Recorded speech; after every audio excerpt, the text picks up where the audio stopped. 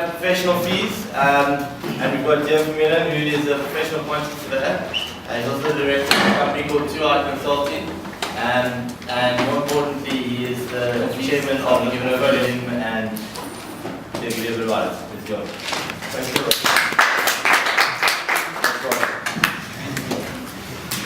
We went on the basic presidential tour. We were in Cape Town on the 27th of February, but unfortunately we didn't come to visit you guys. And I actually said to Father, I want to come and address these students as well. So she actually organized an event, a proper lecture to come and speak to you about. I've been the chairperson of the ISAQS's fees committee for 2 years now. The previous chairperson has been in that position for 20 odd years, and or 10 years, and the guy before he was there for 20 years. So I'm still young in that portfolio. I've inherited a lot of history in terms of that, but surely I can address you with where we're standing with fees and all of that. I'm quickly going to run through fees, what is fees. I'm not going to go through the technical calculation of fees. That's quite easy. You can go into the columns and see what percentage and what value you must have and what you add for extra services and all that. I don't think the issue is talking about that. And then after my presentation, I'll just quickly show to you how we fit in, where ASAQ is fit in, where the council fit in, and this whole debate currently in terms of the Competitions Commission, because that is quite lively debate currently on. The Competitions Commission has put like a cloud on my committee for the time being, because of their stance on fees and tendering fees, and that we should rather tender than having fees. We're almost not even allowed to have meetings to talk about fees. So there's a bit of a cloud on our committee in terms of that, but we're dealing with that.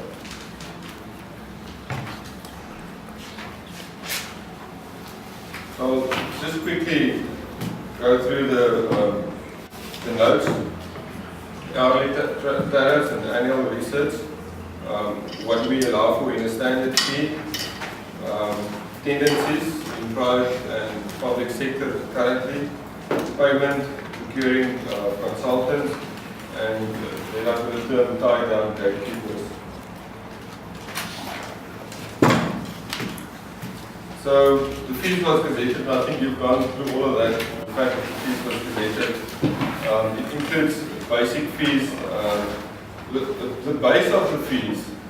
Everybody look at the fee guidelines and they say, yeah, it's only the percentage of what you claim against the building value, but the most important part of the fee is the service description. There's 6 stages. If you've run through that in theory, is stage 1, 2, 3, 4, 5, 6, and each stage has got a different involvement by each consultant on the project.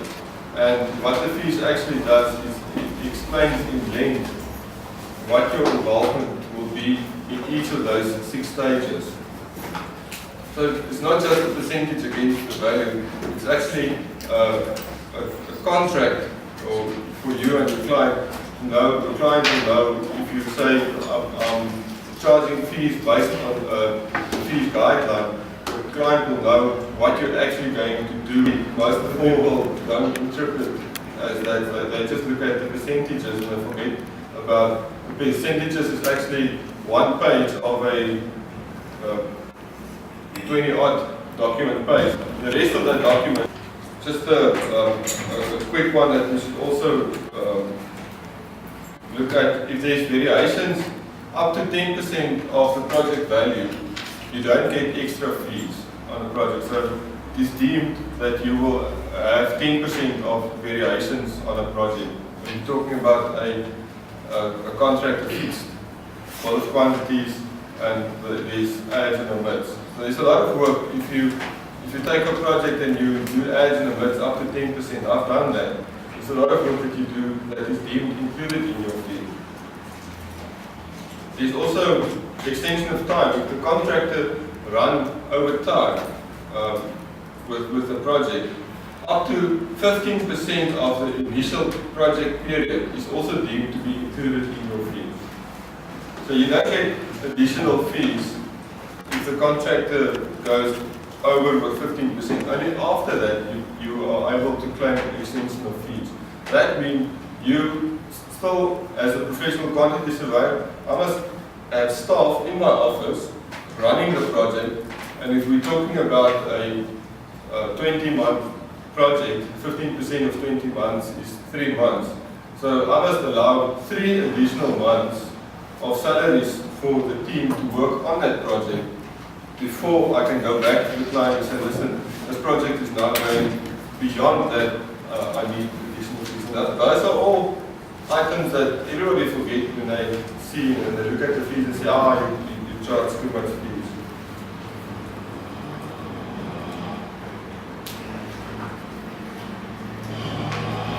Then, if the site is abandoned by the contractor, or if there's a dispute between the contractor and the client, the contractor is removed from site, then you pay the consultant only for the first 28 days of that period.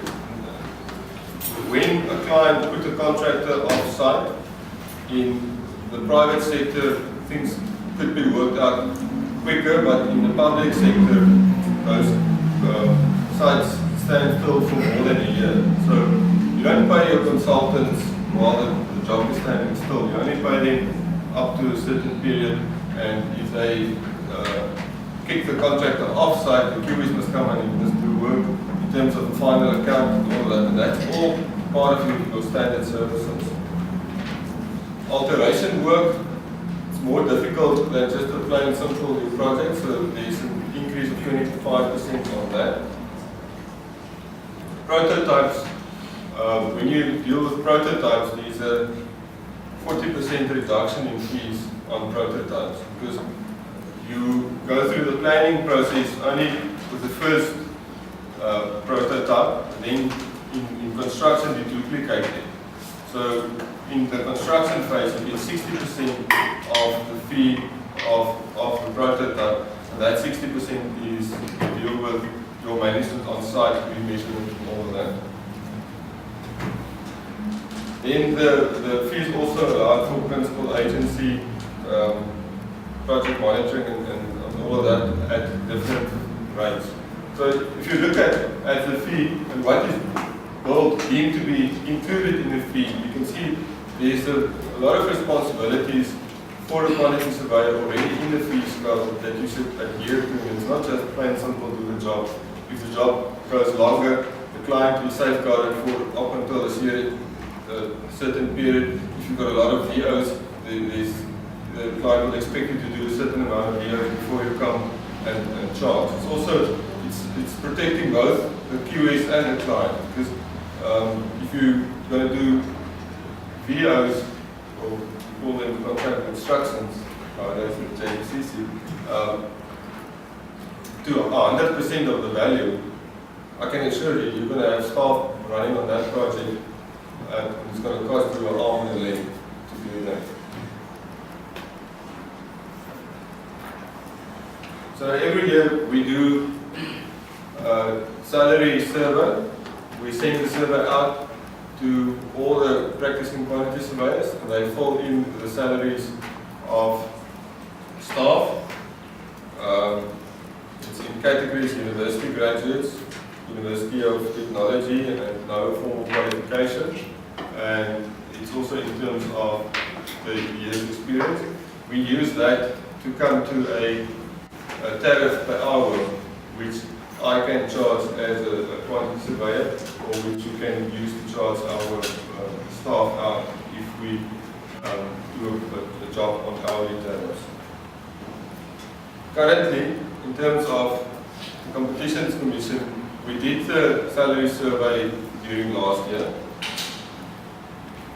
We've done all our homework, we've come up with the hourly tariffs, but because the Competition Commission sent the professionals all a letter stating that we should not publish fee guidelines on our website, we did not publish the hourly tariffs on the website for 2014, but the 2013 ones are still on the website. They only tell us not to do it for 2014, so that's loopholes that we find. So listen, we still need to advise our members what to do. So if they tell us don't continue with it, we'll just leave what we've got on the website until they tell us otherwise.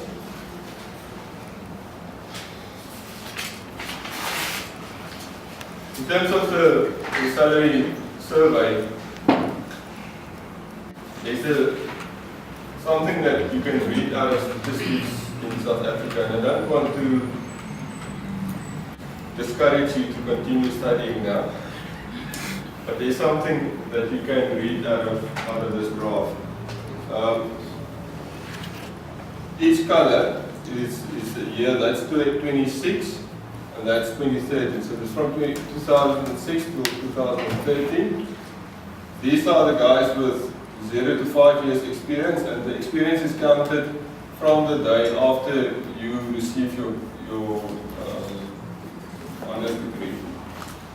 So if you look at the graph, the guys with the littlest experience, their salaries went up, but in this year, 2010, there was this big bubble that burst in 2008, end of the 2008 year. That didn't have too much of an effect immediately on the industry because projects have been approved, they continue. You can't just stop a building halfway because the whole world is in a crisis.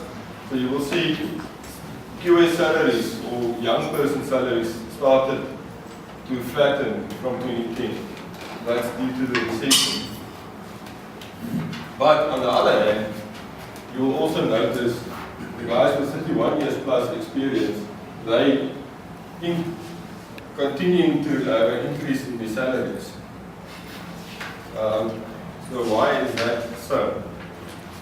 In this department here, and I fit somewhere between these two now, there's a brain drain. People leave the country, they keep on leaving the country, and you guys leave the country.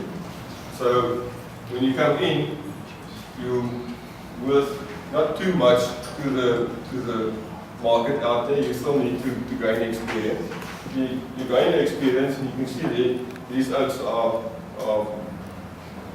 found valuable because the salaries increase even though it's been dipping and upping because these are the workhorses in the practices.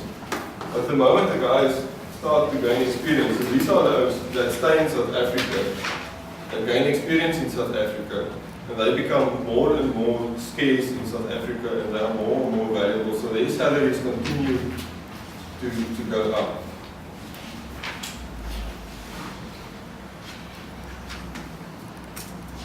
Okay, so what do we have in the standard fee? We're not allowed to talk about fees, as I said, because of the Competition Commission. I'm not allowed to advise my members what fees they should charge. I'm not allowed to tell them what the minimum discount should be on the fees guideline. But I can tell them what we deem is included in a fee structure. So what we deem is included, this is a rule of thumb, maybe a rule of two thick thumbs, because each project differs from the other one, each office differs from the other one. So you can't go and take these percentages down and say this is exactly how each project must run and each office must run, because you've got different makeups of offices and things happen on projects. This is just a plain rule of thumb. So what should be included in the fee is more or less 53% salaries, 16% office rental. I've presented on this one for the whole of February, and I realized that the 16% office rental might be high. Membership fees. The membership fees would be ASAQs, Council, RICEs, SAPOA, all of those membership fees that you belong to. Research and development is only 2%, but that is the amount of time that you invest back into your office in terms of research on your own projects and research in other stuff. Training, 4%, sending your staff to training and all of that. Computer equipment and software, 4%. Computer equipment is updated and software is updated continuously, so we have to keep abreast of that. And then we've got others, 5%. Then we get to the one which everybody is mostly interested in, how much profit is in the fee, how much I'm going to make. So the fee percentage is 25%. So then you say, gosh, like 25% fees, that's a lot, man. Contractors only charge 8% fees. How can you guys come and charge 25% fees? Well, if you put it in perspective and in the risk perspective, on a 100 million rand project, the contractor's profit is 8%, it's 8 million rand, more or less. The QS's fees on a 100 million rand project is 4 million rand. Not even 4, it's less than 4. Say it's 4 million, yeah, it's 4 million rand. And 25% of 4 million is 1 million rand. So on the same project, where you as QS work and the contractor work, the contractor will get 8 million rand in terms of profit if they charge 1 million rand. And that is if the QS charging fees. So now, contractors will never price 0% profit because they've been contractors for 2 million years. They know if you price 0% profit, you're going to lose money on the job. But we as QSs, we've been forced to tender for our work. So then guys will come and give a discount of up to 75%. So when a QS want to give discount on a project, we all can assume the first 25% is easy. I'll work for 0 profit, at least the salary of the director should be included in there. So where are you going to cut the other 50%?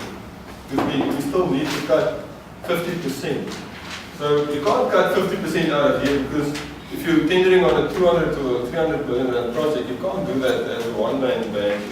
You're going to have salaried people. You're going to have to pay your salaried people quite large salaries in these oaks. There's one person in Gauteng that earns 1.6 million rand.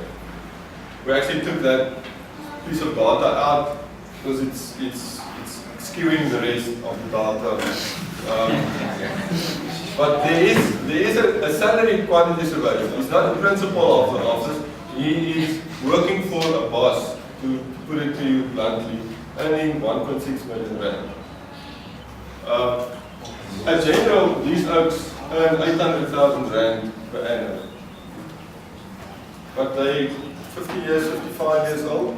They're korrelkoppen, but they know what they do. So now, the quantity surveyor must tender, and you must decide where you're going to cut 70% on the job, on your tender. Personally, I believe it's impossible to cut so much on a tender and not to deliver a below standard service. Because remember, the fee scale is still active. You tender on the fee scale, and you've got 1 page of percentages, and you've got 20 pages of what you should do, and you should adhere to all the other 20 pages in the document, and still you want to discount your fees by 70%. What we at the ASAQs are concerned about in industry, guys are getting fees at around about minus 40, minus 50%, minus 35.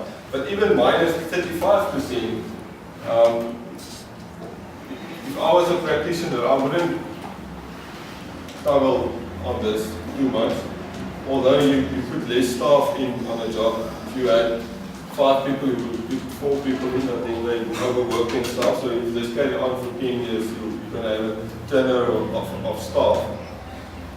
But research and development, training, and new computer wing, these are things that you do when you've got cash. Or if you've got a very strict business plan and say, listen, we must do training and we must upgrade our computers, if you like Woolworths or quantity surveillance. But generally, quantity surveillance do this when they've got cash. If you discount it too much, you won't have cash and our industry will collapse in 20, 10 or 15 years' time.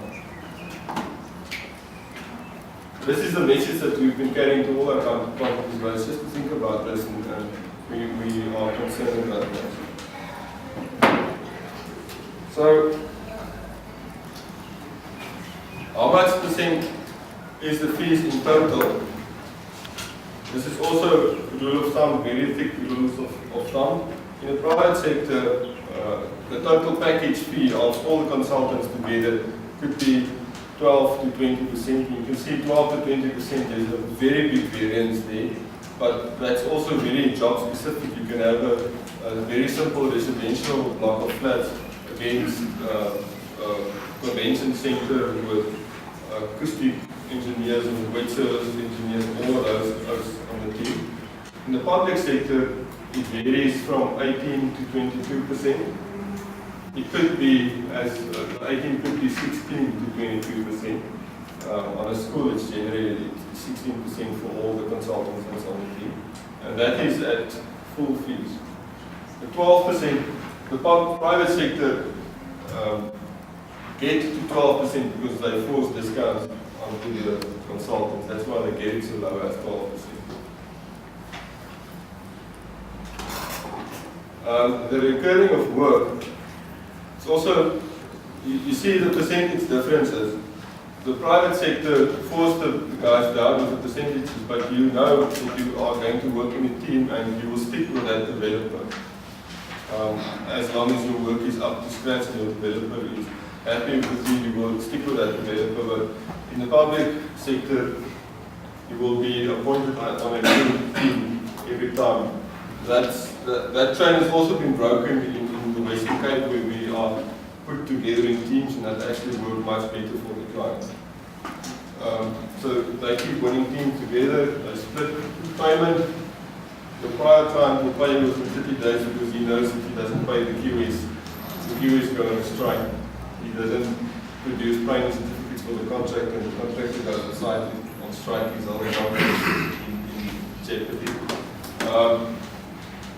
Public, 90 days, sometimes a year, or depends on which province you're going to practice in, even longer than that. The manageable risk, at this point it's quantifiable. You know upfront exactly what you're going to do. The guy's got a site, he wants to build an office block, he wants to build a shopping center or something like that.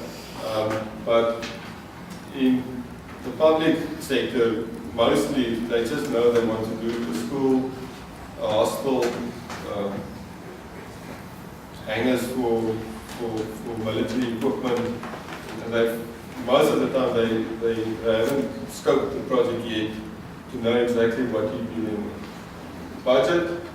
Budget is secured before the job starts.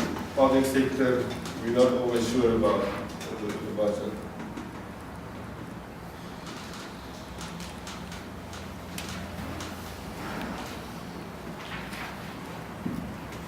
Okay, payment. I've presented this to Praza, and I add that presentation on. Praza is the guys that builds train stations in South Africa, plainly. So we had to tell them, listen, if you don't pay within a certain time, then there will be 2% increase on outstanding fees and things like that. Okay, procuring of consultants.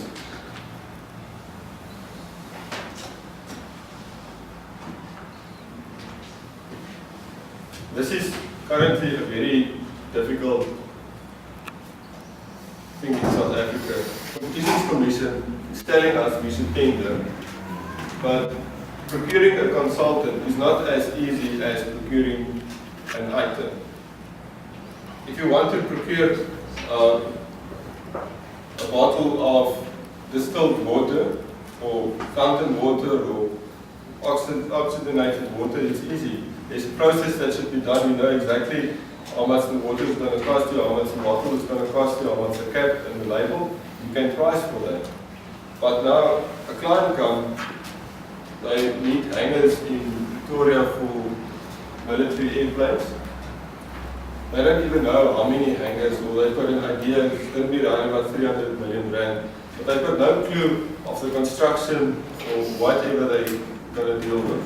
So then it's very difficult to procure consultants if you don't even know exactly what you want to build. And there's a big loop in this currently, or a little loop, a hole in our market where the clients don't know how to procure us, and we need to tell them, listen, this is how you need to procure us. But we're also sitting with a conundrum because we don't want to go down that route of procuring, telling the client exactly how to procure us, because we, on the other hand, we're fighting the fight against the Competition Commission to make sure that we are allowed to use our tariff fees again. So we don't want to, as I said, rather need too much into tendering while we're fighting the other fight, making sure that we get the fee guideline up and running again.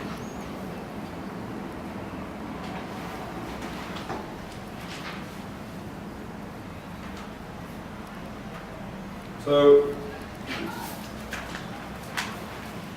you tie down the gatekeeper's hands behind his back, who's going to keep the rules up.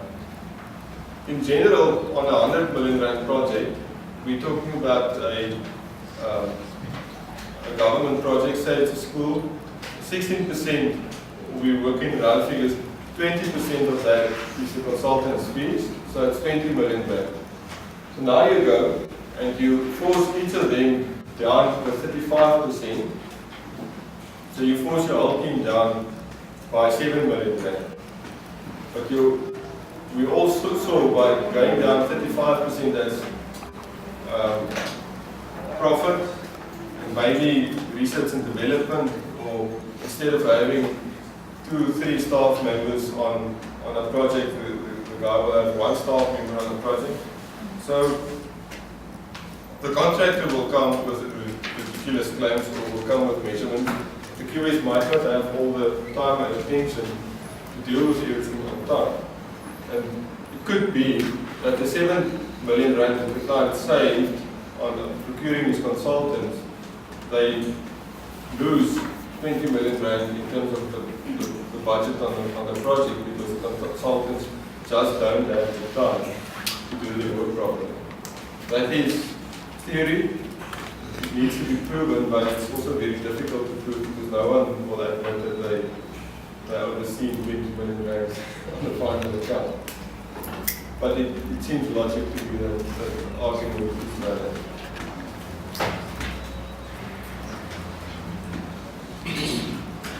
Yeah, and in terms of the ACQ, you cannot afford not to have the QS managing your construction budget. What I quickly want to show to you is where ASQ is.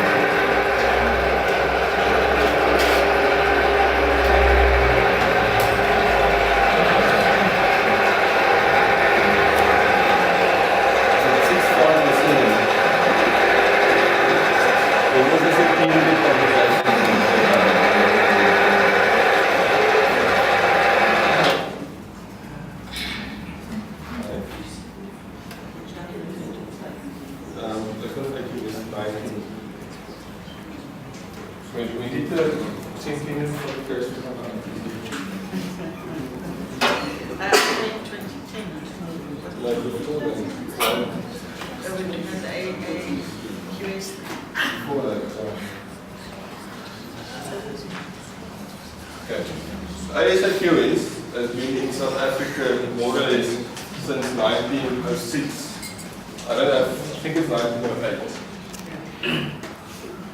More or less. But we're not going to quarrel about 2 or 3 years. So, they've been in existence and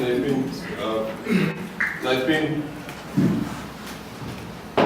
under the umbrella of the architects, and at one stage the QSs came out under the umbrella of the architects, becoming only the Association of Quantity Surveyors, and somewhere here there came a law in effect which saw the birth of the council.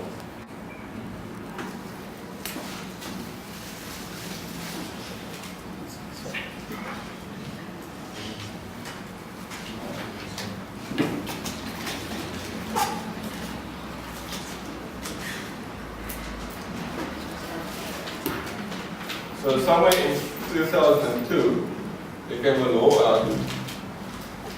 Up until here, ASAQs were registering quantity surveyors.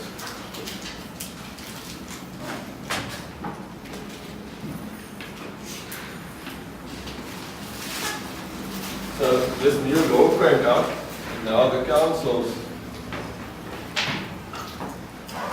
register the QS.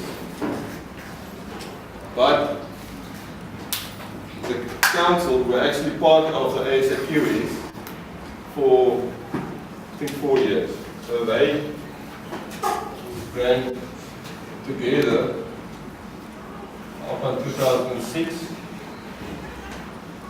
Then the guys in the office disagreed how things should be run, and from here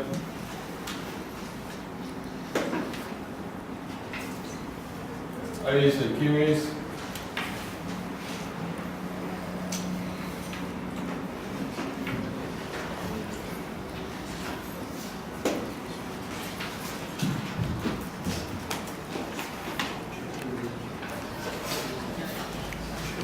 So after that, ASAQs became a club, and SACQSP, that's the Council for Quantities, they are now the registrar.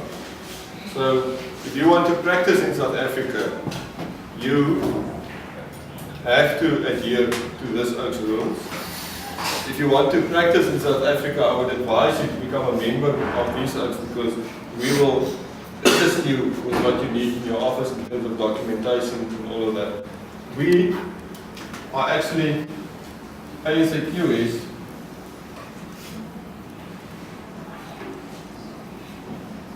support them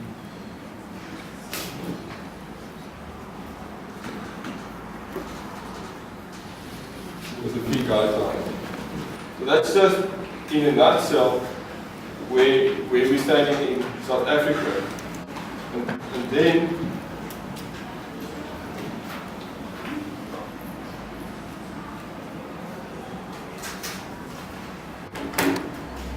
the Competitions Commission came and said, all right, we've got a law that everything in South Africa, if it is government procurement, must be procured by tender.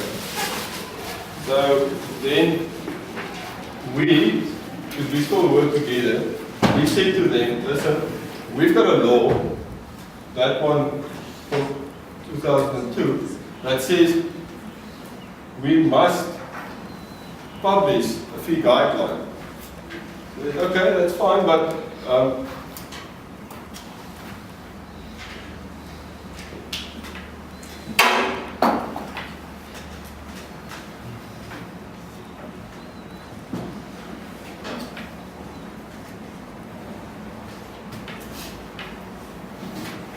hope you can read that.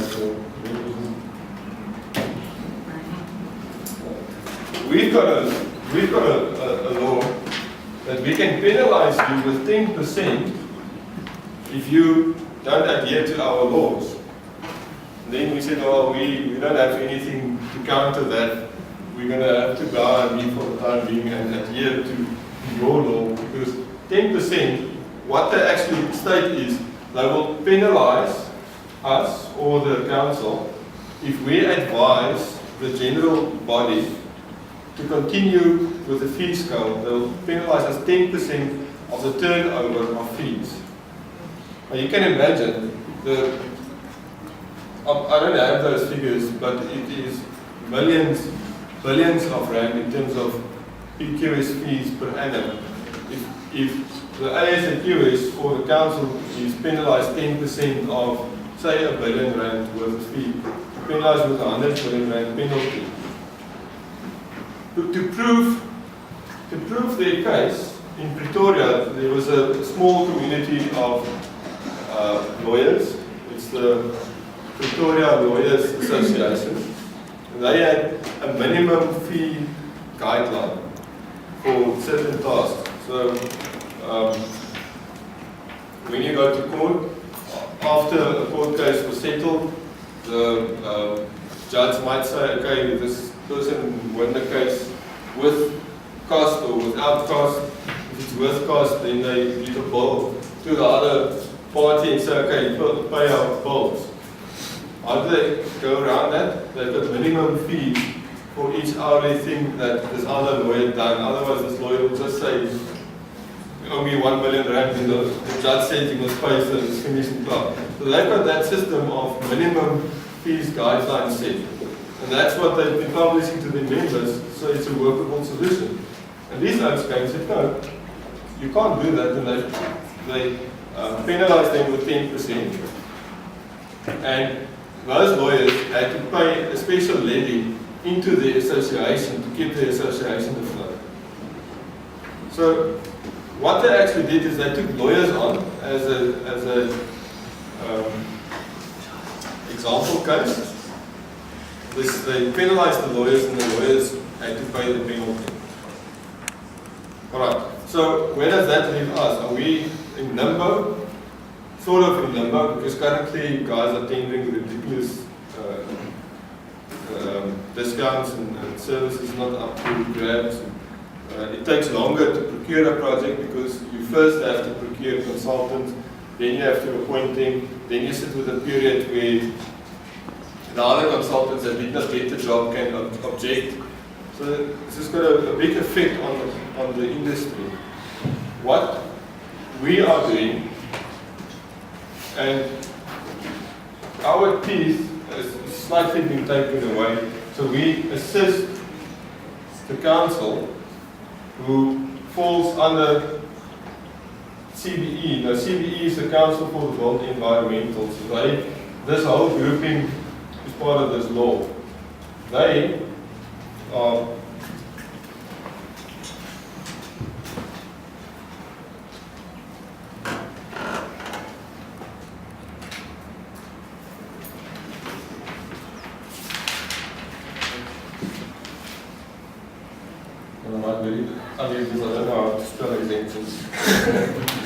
they apply to these oaks for exemption in order to allow us to use the fee scale.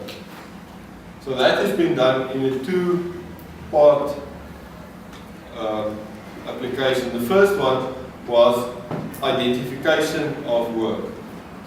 Because these oaks are so strict, we're not even allowed to reserve work.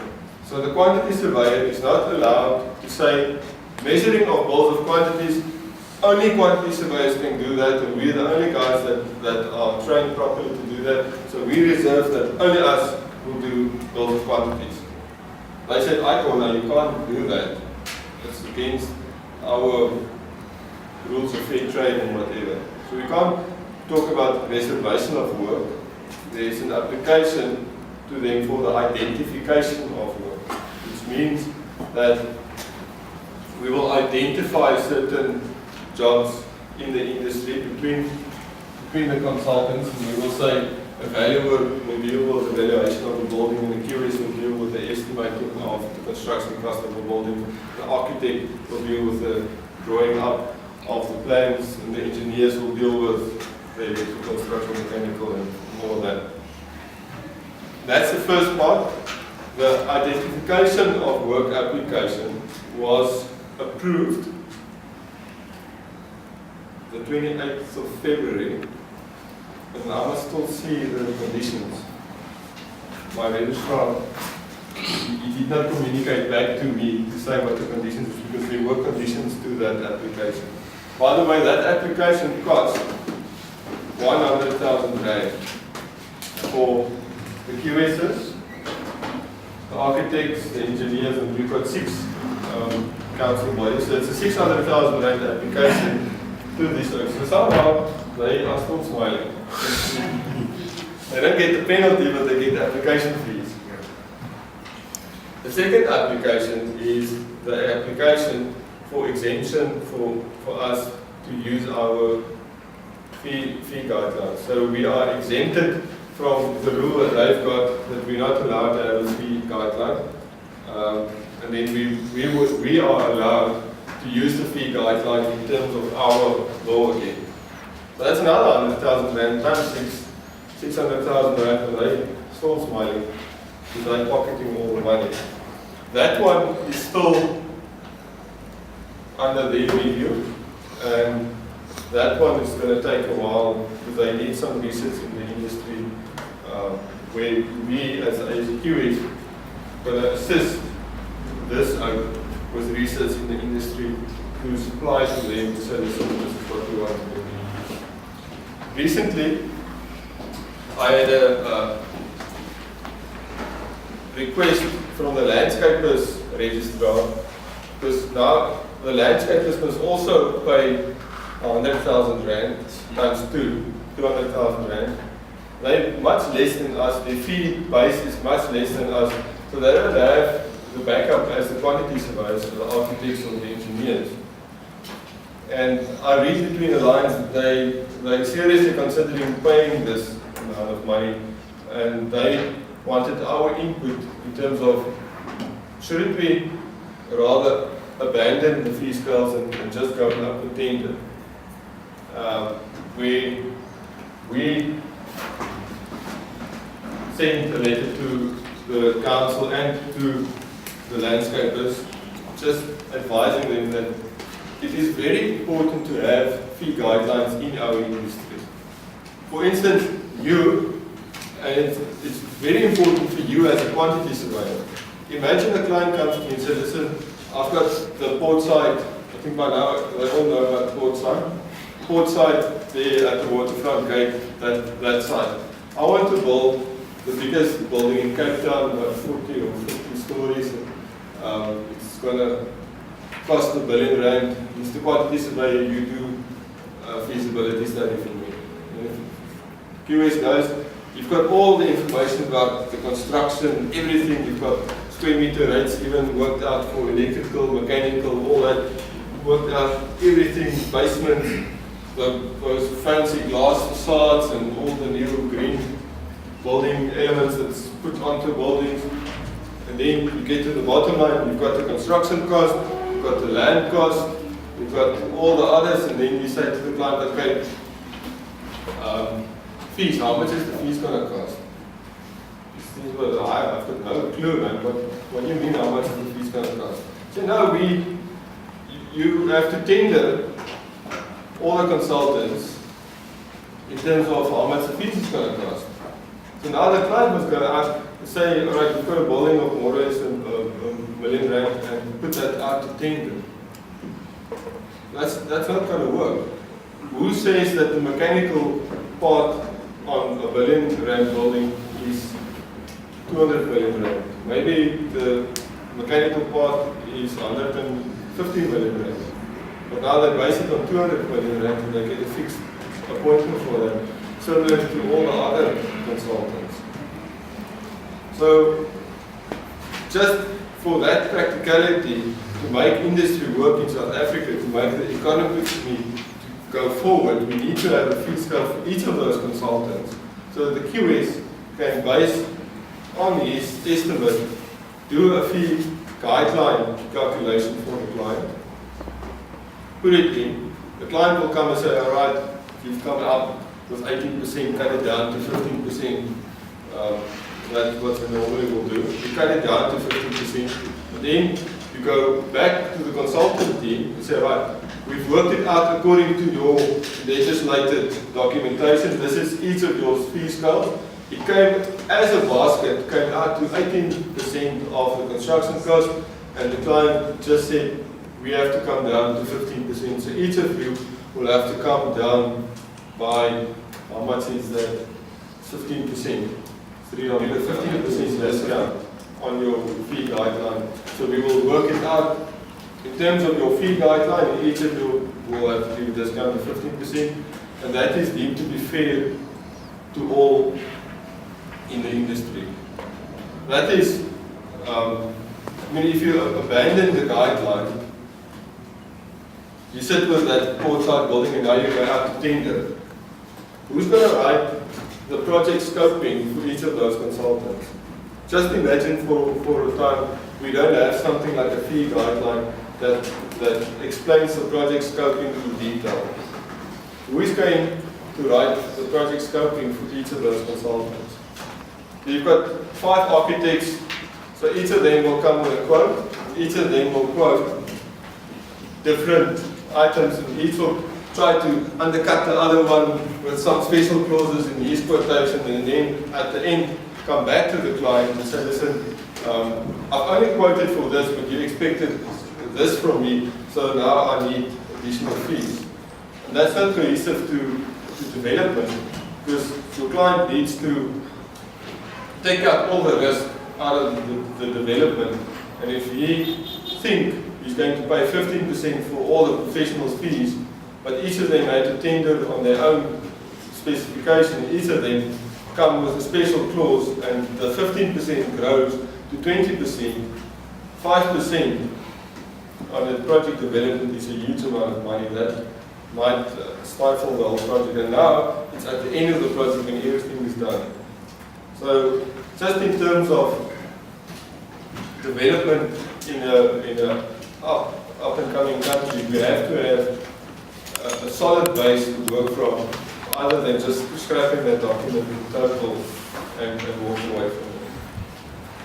That's in short. I think I took a bit longer than I anticipated.